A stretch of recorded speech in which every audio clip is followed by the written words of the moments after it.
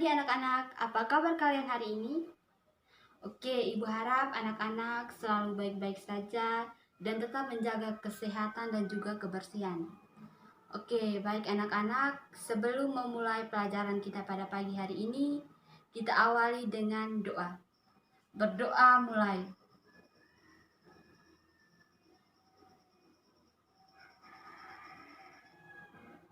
Berdoa selesai. Oke, baik anak-anak, jadi materi yang akan kita pelajari pada pagi hari ini yaitu tentang jenis-jenis manusia purba yang ada di Indonesia. Mengingat pelajaran kita sebelumnya, itu apakah anak-anak masih mengingat kapan manusia purba itu muncul? Ayo, pada zaman apa? Oke, baik, Ibu akan menjelaskan.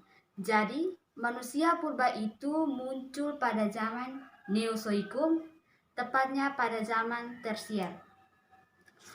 Untuk dapat mengetahui keberadaan kehidupan manusia purba itu sendiri, kita dapat mengetahui atau melihat melalui sisa-sisa tulang manusia, hewan ataupun tumbuh-tumbuhan yang sudah membatu, atau dalam istilah sejarah yang kita kenal dengan namanya fosil. Selain itu juga kita dapat mengetahui melalui peninggalan-peninggalan peralatan yang digunakan oleh manusia purba seperti peralatan rumah tangga, senjata, bangunan, ataupun perhiasan. Jadi Ibu harap anak-anak selalu belajar ya. Setelah kita selesai proses pembelajaran, anak-anak diharapkan untuk mengerti dan juga memahami materi yang disampaikan. Oke, baik, kita lihat jenis manusia purba yang pertama yaitu Meganthropus paleojavanicus. Oke, baik, Meganthropus paleojavanicus merupakan manusia purba yang paling besar dan tertua di Indonesia. Meganthropus memiliki arti manusia besar tua yang berasal dari Jawa. Itu kita bisa melihatnya dari unsur namanya, yaitu kita lihat sama-sama.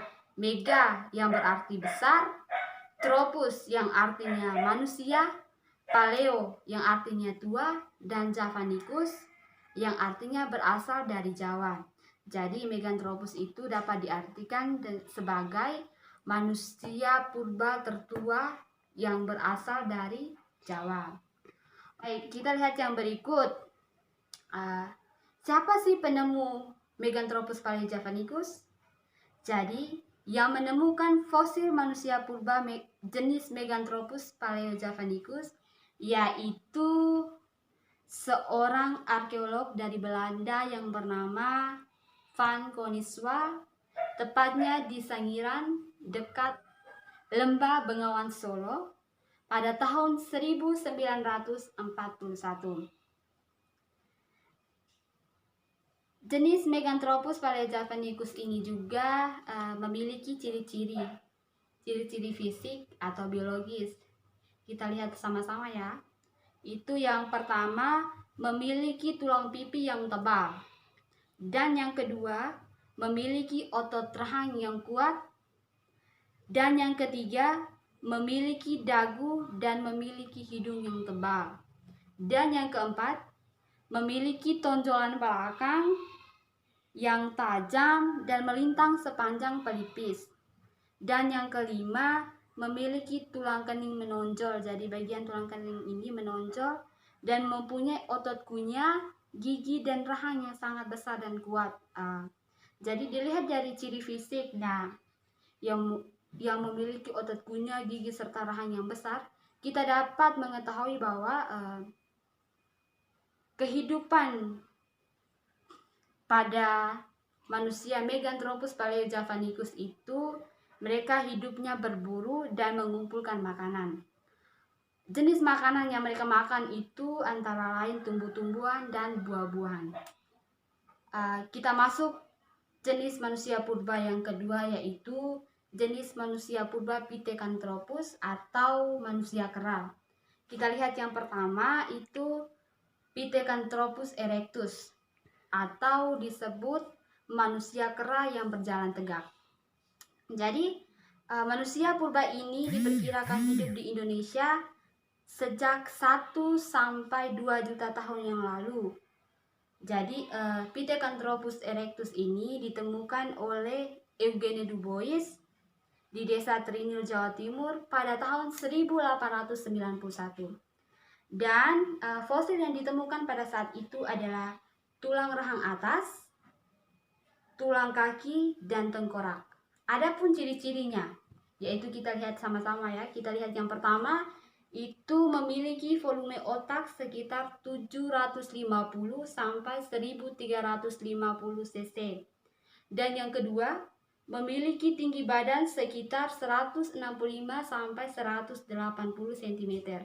Dan yang ketiga, memiliki postur tubuh yang tegap, tetapi tidak setegap Meganthropus. Dan yang keempat, gigi geraham yang besar dan rahang yang kuat. Dan yang berikutnya itu jenis manusia Pithecanthropus erectus ini memiliki hidung yang tebal. Jadi dia memiliki hidung yang agak tebal dan juga tonjolan kening yang tebal dan melintang di dahi. Dan yang berikut itu memiliki wajah menonjol ke depan serta dahinya miring ke belakang. Dan berikut Pithecanthropus erectus ini hidup dengan cara berburu dan mengumpulkan makanan. Dan juga mereka hidupnya sistem berkelompok. Jadi ketika mereka berburu dan mengumpulkan makanan itu, mereka melakukannya secara gotong royong atau bekerja sama. Oke, kita lihat yang kedua, yaitu jenis manusia purba Pithecanthropus mojocertensis. Oke, baik. Jenis manusia purba ini ditemukan di Mojokerto pada tahun 1936. Penemunya adalah itu Van Koneswal. Yang ditemukan di daerah itu adalah tengkorak anak-anak yang berumur sekitar 5 tahun. Adapun ciri-cirinya, yang pertama, memiliki muka menonjol. Jadi dia punya muka agak menonjol. Terus yang kedua, keningnya tebal. Kita punya kan tipis. Tapi kalau untuk jenis manusia purba Pithecanthropus mojocertensis, keningnya agak tebal dan juga tulang pipinya kuat.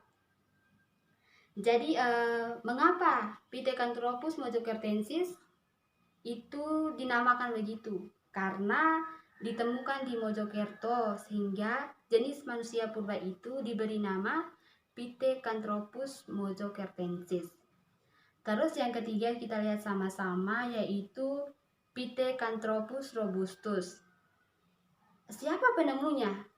Jadi penemu manusia purba jenis Pithecanthropus robustus adalah Friedrich dan Koneswal pada tahun 1936. Jenis fosil ini ditemukan di daerah Trinil, Ngawi, Jawa Timur.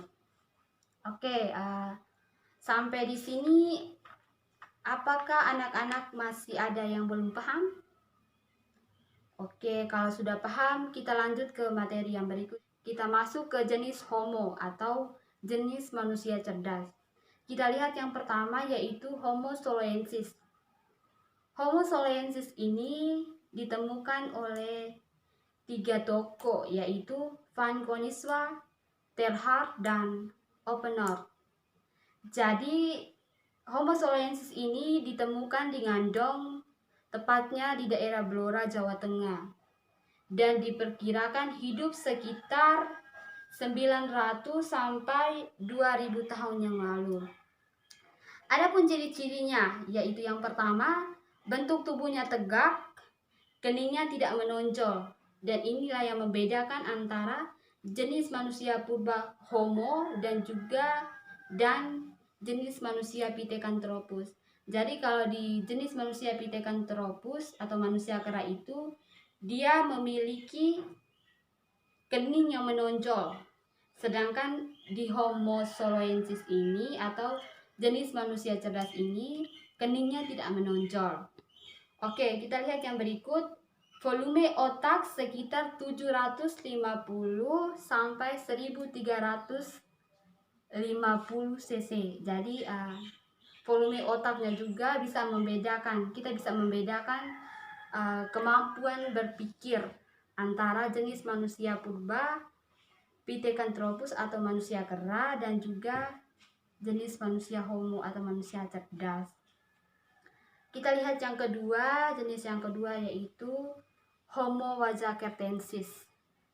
Jadi jenis manusia purba ini ditemukan oleh Eugene Du Bois di wilayah Wajak, Jawa Timur, dan hasil dari penemuan tersebut berupa tulang paha, rahang atas dan rahang bawah, serta tulang kering. Jadi dalam penelitian diperkirakan manusia purba jenis ini sudah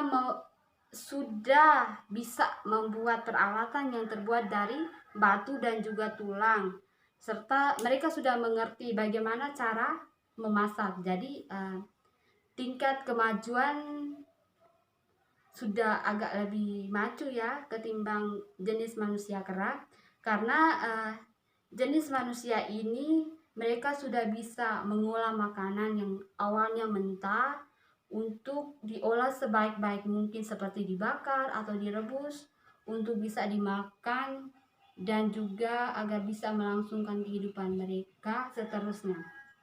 Oke, ciri-ciri manusia purba Homo wajakertensis kita lihat sama-sama. Diantaranya itu memiliki muka datar dan lebar. Jadi bentuk wajahnya datar dan juga agak lebar.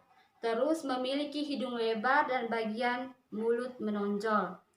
Yang ketiga, dahinya sedikit miring dan di atas mata terdapat kerutan dahi yang nyata. Jadi secara psikologis, ketika ada kerutan di bagian atas kelopak mata, itu menandakan bahwa orang itu sedang berpikir. Jadi tidak salah kalau dalam penelitian diperkirakan bahwa manusia purba ini sedikit lebih maju karena mereka sudah mampu atau sudah bisa membuat peralatan yang terbuat dari batu dan juga tulang, serta mereka sudah mampu mengolah makanan yang awalnya mentah menjadi makanan yang siap atau layak untuk dimakan.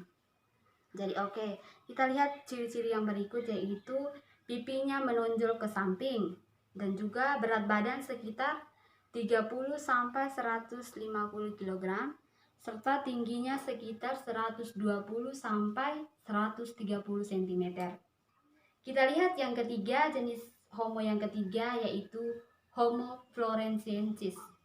Jadi jenis manusia purba ini baru-baru ditemukan itu saat penggalian di liang buah, tepatnya di Pulau Flores, oleh tim arkeolog gabungan yang terdiri dari Pusilitbang Arkeolog Nasional Indonesia dan University of New England yang melakukan penggalian di liang buah.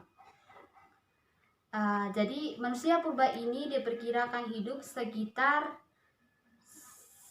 12.000 tahun yang lalu.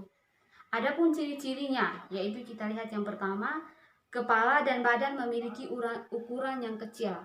Dan yang kedua, ukuran bentuk otak yang sangat kecil. Makanya jenis manusia floresiensis ini itu disebut dengan manusia kerdil. Dan yang ketiga itu volume otaknya sekitar 380 cc. Dan yang terakhir, tinggi badannya sekitar 1,6 cm. Oke, baik anak-anak, itu adalah materi yang kita pelajari pada pagi hari ini. Jadi dalam kehidupan kita yang sekarang, Ibu harap kita tidak lagi membeda-bedakan ini ras apa, ini jenis manusia apa, terus dari mana.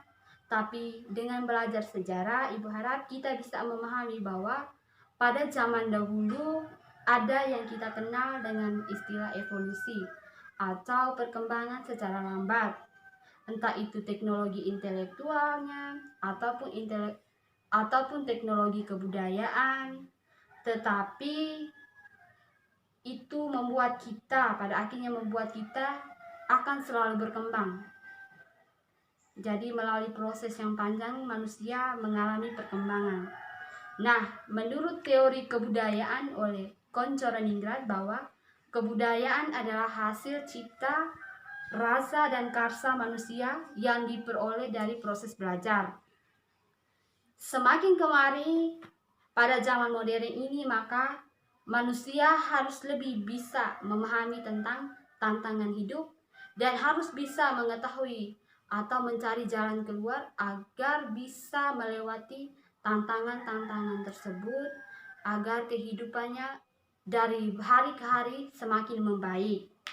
Jadi oleh karena itu, melalui proses perkembangan yang panjang, maka ditemukannya jenis manusia cerdas sampai sekarang. Saya, Anda, dan kita semua adalah orang-orang cerdas. Oke, baik anak-anak, itu saja materi yang Ibu jelaskan terkait tentang jenis-jenis manusia purba yang ada di Indonesia. Jadi, untuk pertemuan selanjutnya, kita akan membahas tentang hasil kebudayaan. Jadi, di akhir pertemuan ini, Ibu harap anak-anak tetap selalu menjaga kesehatan, tetap selalu belajar, jangan lupa, karena bersama Ibu sejarah makin eksis. Oke, baik anak-anak, sebelum kita mengakhiri kegiatan pembelajaran kita pada pagi hari ini, kita akhiri dengan doa. Berdoa mulai.